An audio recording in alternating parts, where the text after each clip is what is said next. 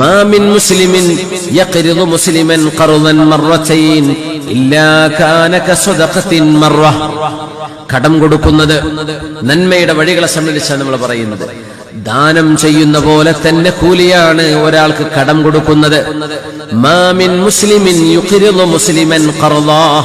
നിങ്ങളുടെ കൂട്ടുകാരനായ ഒരു മുസ്ലിമിന് നിങ്ങളൊരു കടമായി നൽകുകയാണെങ്കിൽ 2 തവണ കൊടുത്തു, 1000 വെച്ചിട്ട്, ആ ഒരു തവണ നിങ്ങൾ നൽകിയത് ദാനം ചെയ്ത കൂലിയാണ്. റസൂലുള്ളാഹി നിങ്ങൾ പറയാ സ്വല്ലല്ലാഹു അലൈഹി വസല്ലം, നിങ്ങൾ 2 തവണ കടം കൊടുത്താൽ അതിലൊന്ന് നിങ്ങൾ ദാനം ചെയ്ത കൂലിയാണ്. അത് നിങ്ങളുടെ ഹക്കാണ്, നിങ്ങൾക്ക് തിരിച്ചു വാങ്ങിക്കാം. എന്നാൽ പോലും ദാനത്തിന്റെ പ്രതിഫലമാണ് അല്ലാഹു നൽകുന്നത്. വമൻ അൻളറ മുഅ്സിറൻ, പൈസ നിങ്ങൾ കടം കൊടുത്തു, പക്ഷെ അവർക്ക് തിരിച്ചു തരാൻ കഴിയുന്നില്ല, പ്രയാസത്തിലാണ്.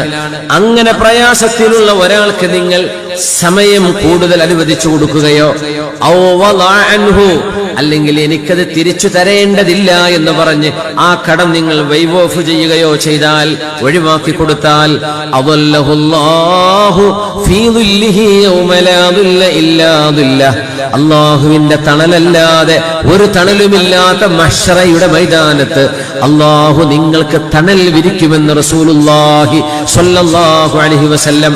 ഇത് മുതലാളിമാർക്ക് കിട്ടുന്ന വലിയൊരു സൗഭാഗ്യമാണ്. അവരെന്ന് കടം വാങ്ങിച്ചു പോയവർ പ്രയാസത്തിലാണെങ്കിൽ, അവർക്കത് വീട്ടാൻ ബുദ്ധിമുട്ടാണെങ്കിൽ, നിങ്ങൾക്ക് അല്ലാഹു നിഅമത്ത് വേറെ തന്നിട്ടുണ്ടെങ്കിൽ നിങ്ങൾക്ക് വലിയ പ്രതിഫലം വേണമെന്ന് ആഗ്രഹമുണ്ടോ? 2 കാര്യം ചെയ്യാം. ഒന്നുകിൽ അവർക്ക് തരാനുള്ള സമയം എക്സ്റ്റെൻഡ് ചെയ്തു കൊടുക്കുക, അല്ലേ നിങ്ങൾ തരേണ്ടതില്ല എന്ന് പറയാ. ഇത് 2നും കൂലിയാണ്. നിങ്ങൾക്ക് തരേണ്ട ദാനം, നിങ്ങളുടെ കടം തിരിച്ചു തരേണ്ട ഡേറ്റ് ആയിട്ട് ആ മനുഷ്യൻ നിങ്ങൾക്കത് തിരിച്ചു തന്നില്ലെങ്കിൽ, ഏറെ വരുന്ന ഓരോ ദിവസവും ആ കൊടുത്ത പൈസ നിങ്ങൾ ദാനം ചെയ്ത കൂലി അല്ലാഹു നിങ്ങൾക്ക് നൽകുമെന്നും പരിശുദ്ധ ഹദീസിലുണ്ട്. എങ്ങനെ? നിങ്ങൾക്ക് കിട്ടേണ്ട പൈസ ഇന്നലെയായിരുന്നു, ആള് തന്നില്ല. 1 ലക്ഷം രൂപ നിങ്ങൾ കടം കൊടുത്തത്, അത് ഇന്നലെ കിട്ടേണ്ടതാ, കിട്ടിയില്ല.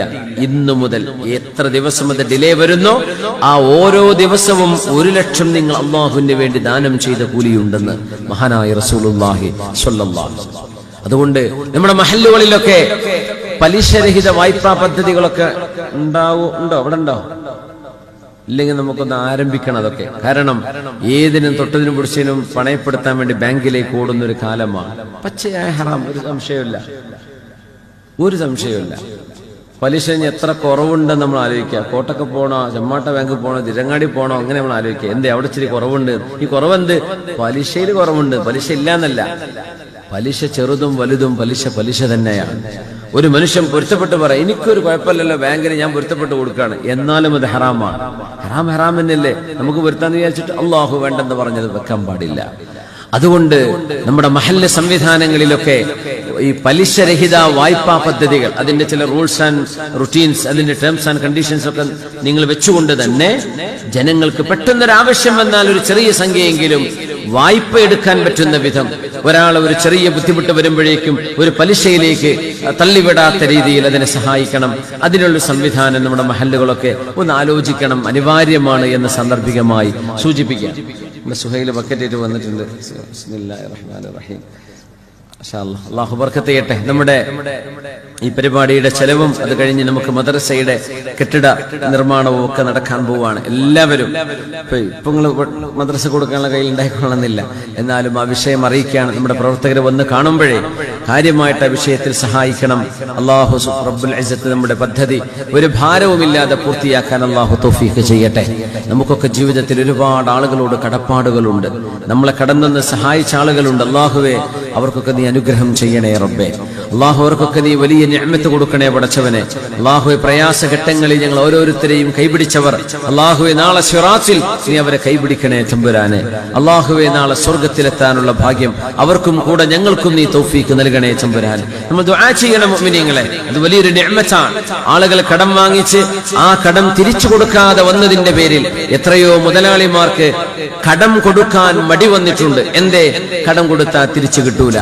അത് തിരിച്ചു തരാൻ വേണ്ടിയല്ല ആളുകൾ വാങ്ങിക്കുന്നത്. വാങ്ങിക്കുന്ന ആളുകൾക്കോ അത് തിരിച്ചു കൊടുക്കണമെന്ന ചിന്തയുമില്ല. പിന്നെ ടെൻഷൻ അടിക്കുന്നത് ആരാ? കൊടുത്ത ആള്. വാങ്ങിച്ചാലാണ് ടെൻഷൻ അടിക്കേണ്ടത്, പക്ഷെ കൊടുത്ത ആൾക്ക് അപ്പൊ ടെൻഷൻ. ചോദിച്ചാൽ പ്രശ്നമായി.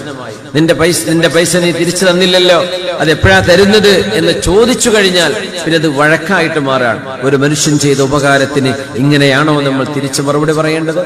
അങ്ങനെയാണോ നമ്മൾ പ്രതികരിക്കേണ്ടത്? അതുകൊണ്ട് അത് ധിക്കാരമാണ്. ഒരു ഫഖീറായ മനുഷ്യൻ ധിക്കരിക്കുന്ന അള്ളാഹുവിന് വെറുപ്പാണ്. അള്ളാഹു നാളെ ഖിയാമത്ത് നാളിൽ മുഖത്ത് പോലും നോക്കില്ല എന്ന് പറഞ്ഞത് അൽ ആയിലുൽ മുസ്തക്ബിർ. 5 പൈസ കയ്യിലില്ല, പക്ഷെ അഹങ്കാരം ഒരുപാടാണ്. അത്തരം ആളുകൾ അതിങ്ങനെയാണ്. കടം വാങ്ങിച്ചിട്ട് ആ കടം തിരിച്ചു കൊടുക്കേണ്ട സമയമായിട്ട് ആ കടം തന്ന ആള് തിരിച്ചു ചോദിക്കുമ്പോ മാന്യമായി സൗമ്യമായി ഒരൽപ്പം കൂടെ സമയം ചോദിക്കുകയോ ക്ഷമാപണം പറയുകയോ ചെയ്യേണ്ടതിന് പകരം അവർക്ക് നേരെ മെക്കിട്ട് കയറുകയോ അവരെ ചീത്ത വിളിക്കുകയോ പരിഹസിക്കുകയോ അവരോട് പിണങ്ങുകയോ ചെയ്യുന്നത് നന്ദികേടാണ്. മിനിമം അത് നന്ദികേടാണ്. നന്ദികേട് അല്ലാഹുവിന് ഇഷ്ടമല്ല. മല്ലം യശ്കുരിന്നാസ ഫലം യശ്കുരില്ലാ. ജനങ്ങളോട് നന്ദി പറയാത്തവൻ അല്ലാഹുവിനോട് നന്ദി പറയുന്നില്ല എന്ന് മഹാനായ റസൂലുള്ളാഹി സ്വല്ലല്ലാഹു അലൈഹി വസല്ലം. അതുകൊണ്ട് മുഅ്മിനീങ്ങളെ, നന്മയുടെ വഴികൾ നമ്മുടെ മുമ്പിൽ ഒരുപാടാണ്. നമ്മൾ മുഅ്മിനീങ്ങൾ പരസ്പരം ജീവൻ അവസാനിക്കുന്നത് വരെ മാത്രമല്ല മരിച്ചു കഴിഞ്ഞാലും ഒരു മുഅ്മിനായ മനുഷ്യനോട് ബാധ്യതയുണ്ട് എന്ന് റസൂലുള്ളാഹി സ്വല്ലല്ലാഹു അലൈഹി വസല്ലം.